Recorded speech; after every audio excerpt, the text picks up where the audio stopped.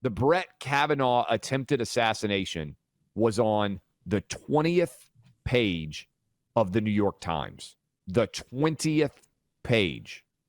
It was the 26th story last night on CNN.com. That is, there were 25 other stories, according to CNN, that were more important than the potential assassination of the Supreme Court justice. The Washington Post buried it on their own website, even though this is in their city, and they treated it as the equivalent of Washington defensive coordinator Jack Del Rio's opinion on January 6th.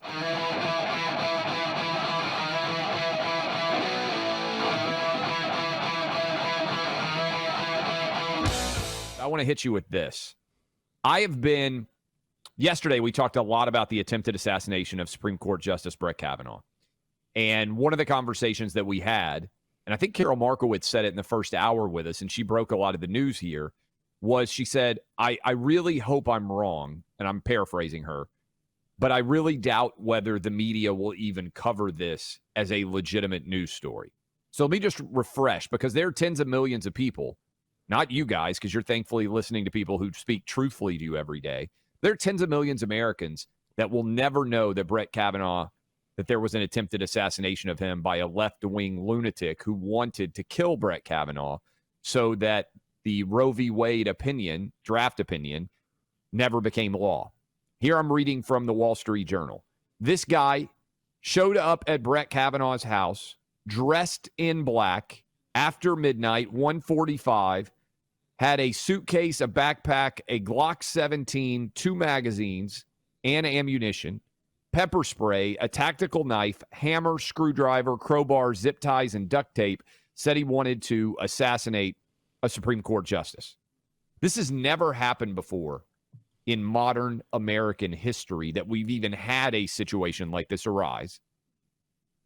Buck, I went and I looked this morning, and some of you can say, why in the world do you still get the newspaper? This is one of the reasons, because I try to arm myself with whatever the news is.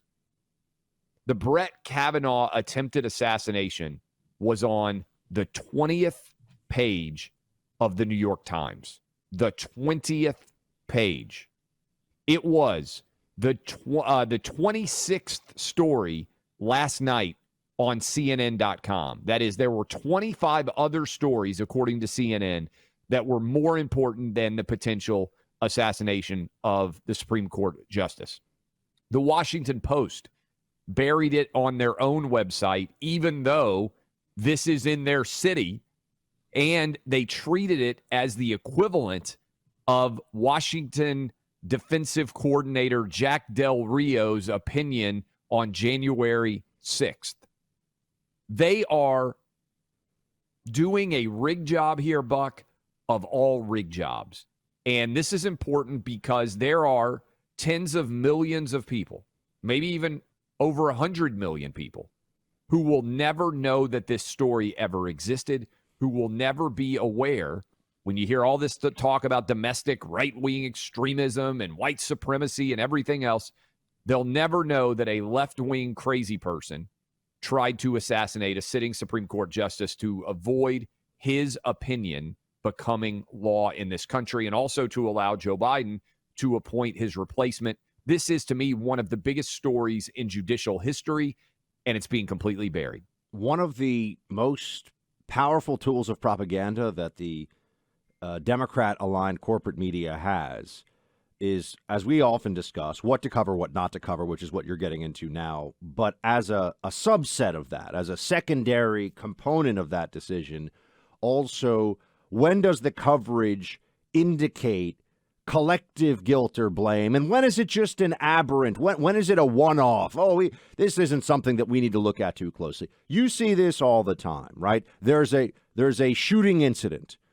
Before we have to have a national conversation about the motivations of the individual, the Democrat media, the Washington Post, CNN, New York Times, all the rest of them want to know who were the victims, who was the shooter. And we know that there's a very clear media playbook in terms of their coverage that they go to with this. And if it is, let's say, if it's a white shooter and they can, and there are indications that there may be some, whether it's racial animus or political animus, then it very quickly turns into, this is representative of a much larger trend in the entire Republican Party. And basically, at different levels, everybody who just voted for Republican in the last election bears some bit of guilt from this. Your vote for Trump in the last election is tied to this heinous event. And of course, on the other hand, when it is something that doesn't fit the Democrat narrative, they either cover it very seldom, they cover it in a very sterile fashion. Yeah, this thing happened. It was a person. Look at the coverage of the shooter in New York City on the subway system, for example. It's gone. We still, to this day, I'm a New Yorker. I've never seen a breakdown of who were the victims. Was there any specific targeting that went on that subway? And people might say, oh, Buck, well, here it is. Yeah, but I read the news every day, all day long, and I haven't seen that. So if it exists somewhere, clearly they didn't decide that was something we needed to know. This is so interesting, I think, right now, because with January 6th happening, what is one of the biggest takeaways we're supposed to have for January 6th? Why do left-wing zealots, Clay, get so fired up about January 6th? Well, for one, it creates this false moral high ground for them, right? We're just defending our democracy. If we have to silence you, if we have to shut you down on social media, if we have to lock you up in solitary confinement for nonviolent crimes, we're just defending our democracy, man.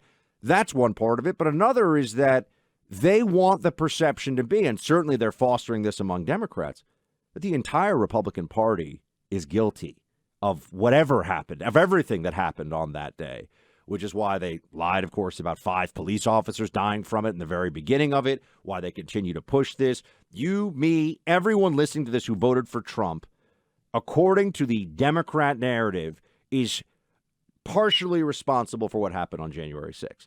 I bring that up in the context of what you're discussing here with this attempt. I mean, they arrested him for attempted murder, so that means to me this must be considered an attempted assassination of a Supreme Court justice.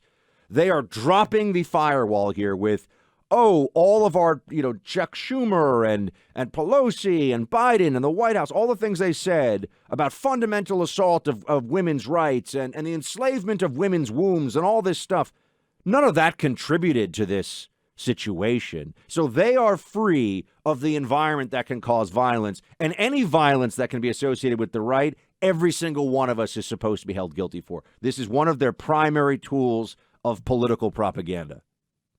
They protested again outside of Brett Kavanaugh's house last night, which is, to me, even further evidence of the patent absurdity. First of all, this is a crime. It's a federal crime to try to intimidate a justice. Everyone who protests, in my opinion, outside of a Supreme Court justice's home, by the way, right or left wing, depending on what people want to protest, should be arrested and not allowed to do so. But to have protesters show up outside of Brett Kavanaugh's house the very night after they arrested someone trying to assassinate him the previous night shows the depth of depravity that is at stake here. And to me, given the fact that we're going to have this dog and pony show going on tonight on the January 6th, 18 months after January 6th, let's be clear about what this attempt was by this guy on Brett Kavanaugh. This was an insurrection against the Supreme Court. If you want to use the term insurrection, this guy's exact goal was to kill Brett Kavanaugh, thereby changing the outcome of a Supreme Court opinion. And not only changing the outcome of a Supreme Court opinion, but also then allowing the current party in power, the Democrats, who control the Senate as well through Kamala Harris's tie-breaking vote, to not only kill Brett Kavanaugh and destroy whatever opinions he may have signed on to that are due to come out in the next several weeks, certainly including, we think, Roe v. Wade being sent back to the states, but then to allow the sitting party in power to replace him with someone whose opinion better fits their own view of the judicial world. Buck, I am even I think the Wall Street Journals of the world, where it was on page 3 and they had their lead editorial about it, are underselling this This is a situation without precedent. One of the biggest stories in American judicial history, in my opinion. This is crazy. This is a monster big issue. Well, let's put it in the context of what's happening tonight, where there's this hours-long big Democrat spectacle extravaganza about how they're the great defenders of our democracy. Yes. Well, it feels a lot tougher to make that case when, one, you have zealots from your side who are being arrested for being a would-be assassin of a Supreme Court justice, and also having mainstream Democrat politicians or mainstream within the Democrat Party talk about court packing, talk about getting rid of the Electoral College, trying to rig the system and rig the game in every way that they can. But on the Supreme Court side of things, how are you the defenders of our democracy if you actually have no fundamental respect for the Supreme Court, which is there to prevent essentially mob rule or ochlocracy, right? The rule by mob. If you just have people voting and they can get anything they want, there's no constitutional anchor, there's no constitutional interpretation from the Supreme Court. What do we have? We have mob rule. Democrats, I think, inherently would like mob rule. They prefer the idea of mob rule because they always think that if the collective gets its way, we'll get closer to utopia. But they're talking about being the defenders of democracy tonight. That's the whole thing. We're the good guys. Now, that's what they're telling themselves with this whole thing. And also, anybody who voted for Trump or supports Trump is a bad guy or supporting a bad guy. A combination of those two things.